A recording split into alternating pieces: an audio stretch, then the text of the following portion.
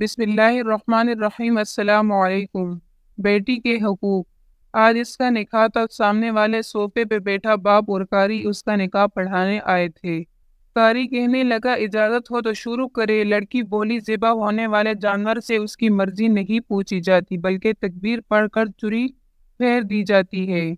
قاری کہنے لگا انسان اور جانور میں فرق ہے۔ لڑکی بولی انسان اور جانور میں کوئی فرق نہیں، جانور بول نہیں سکتا اور لڑکی کو بولنے نہیں دیا جاتا۔ قاری صاحب بولا تم انکار کر سکتی ہو۔ لڑکی بولی انکار کرنے کا حق تو ہے پر اجازت نہیں، مرد کی زندگی میں وہ گھر والوں کی مرضی سے جاتی ہے اور نکلتی اس کی مرضی سے ہے جس کے حوالے کیا جاتا ہے کہ اس کا سہارا بنے گا یا تب سہارا چھوڑتا جب سارے سہارے ٹوٹ چکے ہوتے۔ کہاں چل دیے اب آئے ہیں تو پڑھے تکبیر مجھے قبول ہے، کہاں کرنے ہیں سائن۔ قاری صاحب کے آنکھوں سے آنسو ٹپکنے لگے۔ پھر کہنے لگی قاری صاحب میں نے ریت بدل دی، قربان ہونے والا نہیں قربان کرنے والا رو پڑا ہے، بابا مبارک ہو۔ آپ کا بوجھ اتر گیا، سناٹا چھا گیا۔ وہ بیٹی مبارکباد وصول کر رہی ہے، ماں گلے لگا کر رونے لگی، لیکن وہ اتنی سخت ہو چکی تھی کہ آنسو نہ بہا سکی۔